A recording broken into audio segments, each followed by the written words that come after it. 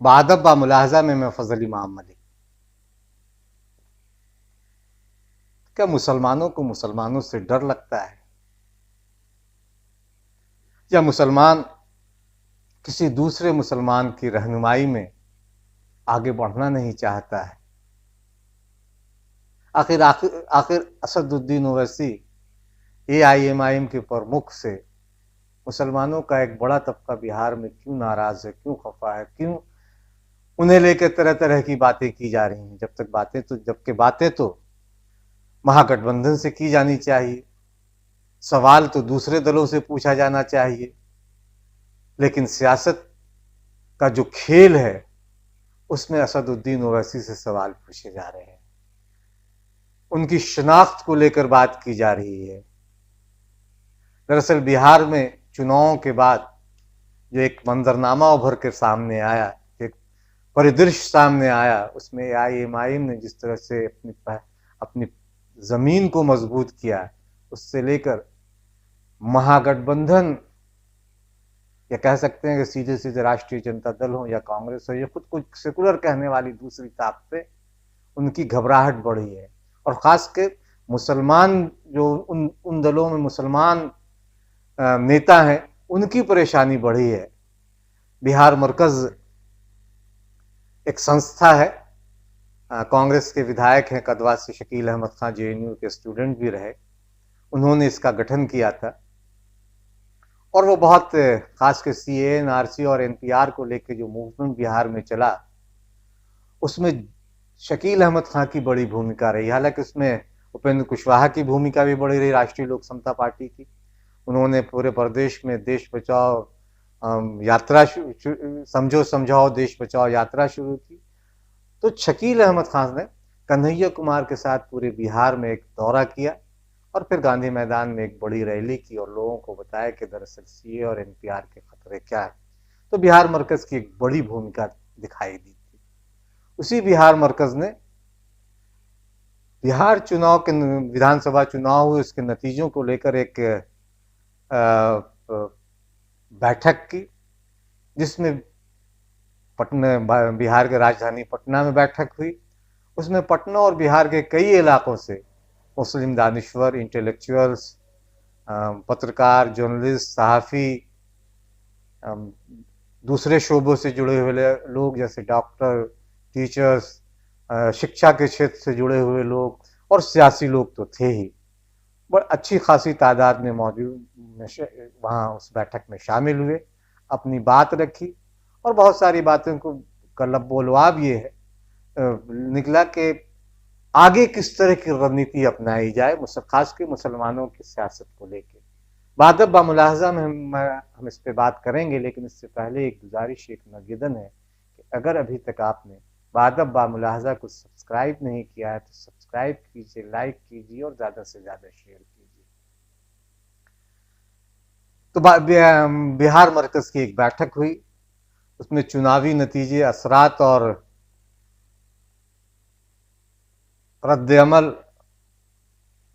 यानी रिएक्शन, यानी हमारे रद्द अमल पे ये उसका सब्जेक्ट रखा गया था। और उसमें 15 एजेंडे जो थे, उसमें 15 मुद्दों पे बातचीत करनी थी, जिसमें चुनाव के नतीजे, मुस्लिम कैंडिडेट को, महागठबंधन के मुस्लिम कैंडिडेट को किस तरह का वोट मिला, इन सब चीजों को लेकर एक बातचीत थी और एक सार्थक बातचीत हुई। लेकिन उस बातचीत में बार बार ओवैसी, असदुद्दीन ओवैसी का जिक्र आया और उस बातचीत से लगा कि मुसलमानों का वो तबका जो कल तक राष्ट्रीय जनता दल से इसलिए नाराज था कि लोकसभा चुनाव में बेगूसराय से कन्हैया कुमार के खिलाफ तनवीर हसन को राष्ट्रीय जनता दल ने अपना उम्मीदवार बना दिया था, वही तबका अब असदुद्दीन ओवैसी से भी नाराज है, क्योंकि वह राष्ट्रीय जनता दल के खिलाफ भी मैदान में एआईएमआईएम थी। तो कल तक वो राष्ट्रीय जनता दल के खिलाफ थे वो सारे लोग, क्योंकि कन्हैया कुमार के खिलाफ तनवीर हसन को उतार दिया था। उन तनवीर हसन को जिन्होंने 2014 के चुनाव में करीब 4.5 लाख वोट लाया था, मोदी लहर में भी। लेकिन तब राष्ट्रीय जनता दल एक खलनायक की तरह थी। उस पार्टी को लेकर एक अलग तरह का कैंपेन चला।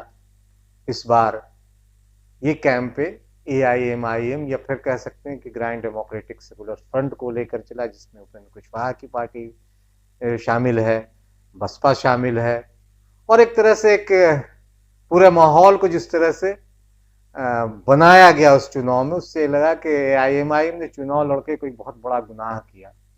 उस दिन के लबोलाब में भी यही आया। कई लोगों ने तो इस तरह की बात की कि RSS से ज्यादा खतरनाक है AIMIM। आखिर ओवैसी से उन्हें डर क्यों लगता है? छद्म सेकुलर बनने का जो एक ढोंग राष्ट्रीय जनता दल हो या कांग्रेस हो या दूसरे दल लगातार करते रहे हैं, उनसे सवाल तो किया ही जा सकता है कि आखिर मुसलमानों के नाम पर वोट हासिल करने के बाद मुसलमानों को सिर्फ झुंझुना थमाने के अलावा दिया ही क्या है? बिहार में राजद की बंधुआ मजदूरी मुसलमान कर रहे हैं, लेकिन सवाल उनसे नहीं पूछा जाएगा। 14-15% यादव है और करीब 55-60 यादवों को राष्ट्रीय जनता दल ने टिकट दिया। मुसलमानों की आबादी 17-18% के अलावा, और 18-20 मुसलमानों को टिकट देकर झुंझुना थमा दिया, बस हो गया है। अल्लाह अल्लाह खैर सल्ला। और फिर भी ये है कि गुनगान उन्हीं का कि उनकी AIMIM की वजह से महागठबंधन को नुकसान पहुंचा। महागठबंधन ये AIMIM नहीं रहती तो NDA की सरकार नहीं बनती। आखिर क्यों नहीं रहती AIMIM? इसका कोई जवाब नहीं, कोई लॉजिक नहीं है किसी के पास। जबकि होना चाहिए, तर्क के साथ बात होनी चाहिए, क्योंकि अगर तर्क देखेंगे तो जिन सीटों पे AIM ने अपने कैंडिडेट खड़ा किए, वहां अगर एक दो जो जगहों को छोड़ दिया जाए तो बाकी जगहों पे महागठबंधन के उम्मीदवार ही जीते हैं। और जहां NDA के उम्मीदवार जीते हैं, वहां NDA उम्मीदवारों के वोटों की तादाद की जीत का मार्जिन इतना है कि AIM को जितने वोट मिले हैं उससे बहुत ज्यादा है। इसलिए ये इल्जाम लगाना कि वोट कटवा है, उनके आने से ये नुकसान हुआ है, अरे सियासत में सारे दलों का अधिकार होता है कि वो चुनाव में उतरे। आखिर पार्टियां बनती क्यों है? दरअसल रहबरी जो है ना, मुसलमानों की रहबरी, जो सो कॉल्ड लोग कल तक मुसलमानों की, कोई लालू यादव या कांग्रेस की जो पालकी ढो रहे थे, उनकी परेशानी बढ़ गई है, उनकी रहबरी खतरे में है। इसलिए वो असदुद्दीन ओवैसी से डरता है। नहीं तो ऐसी तो असदुद्दीन ओवैसी ऐसा कोई ऐसी बात तो की नहीं। मुसलमानों के हक की आवाज उठाते रहे। संसद में अगर किसी ने जोर शोर से, चाहे वो 3 तलाक का मामला हो, धारा अनुच्छेद 370 को हटाए जाने का मामला हो, या NPR NRC का मामला, या UAPA जैसे कानून का मामला हो, उसमें किसी ने अगर शिद्दत अपनी ताकत के साथ बात उठाई, वो असदुद्दीन ओवैसी ही थे। लेकिन संसद में बात जब उठाते तब तो तालियां बजाते, और जब बात चुनाव में लड़ने की आती है तो उसे वोट कटवा कहा जाता है। या जब मुसलमानों का भी एक अजब हाल है, और शायद इसीलिए मुसलमानों का ये हाल है कि वो सियासत में हाशिए पे खड़े हैं। कोई रामविलास पासवान की पालकी ढो रहा है, कोई लालू यादव की पालकी ढो रहा है, कोई नीतीश कुमार की पालकी ढो रहा है, और कांग्रेस की पालकी तो सालों से ढोता आ रहा है मुसलमान। दरअसल हर 5 साल पर मुसलमानों को किसी अंधे तहखाने से निकाल, मैं बार बार ये बात दोहराता हूँ, लिखता भी रहा हूँ इसको, कि हर 5 साल पर मुसलमानों को किसी अंधे तहखाने से झाड़ पोंछ कर बाहर निकाला जाता है, उन्हें उनके नाम पे वोट लिया जाता है, और फिर अगले 5 साल के लिए फिर से उन्हें उसी अंधे तहखाने में छोड़ दिया जाता है। उनको पूछने वाला भी कोई नहीं होता है। आखिर वही कांग्रेस, उनसे सवाल तो पूछा जा सकता है कि सच्चर कमेटी की सिफारिशों को लागू क्यों नहीं किया? महाराष्ट्र में NCP और कांग्रेस की सरकार थी, श्री कृष्ण रिपोर्ट मुंबई दंगों पर आई थी, उसको वहां टेबल क्यों नहीं किया गया? और बहुत सारे सवाल बहुत हैं, भारतीय जनता पार्टी ठीक है, भारतीय जनता पार्टी की खुली दुश्मन है, लेकिन अगर AIMIM और उसके अध्यक्ष, उसके सदर असदुद्दीन ओवैसी बिहार में आकर 5 सीटें जीत जाते हैं, तो ये एक संदेश भी है उन तमाम सेकुलर दलों को कि उन्होंने मुसलमानों को न तो उनका हक दिया, न उनकी आवाज उठाई। इसलिए AIMIM और असदुद्दीन ओवैसी की पार्टी को ये कामयाबी मिली है। भविष्य में ये कामयाबी और लंबा रास्ता और सफर तय करेगी, उम्मीद तो यही की जा सकती है, क्योंकि भेड़िया आया चिल्लाने से नहीं होगा। मुद्दों पे बात होनी चाहिए, अधिकारों पे बात होनी चाहिए, और अधिकार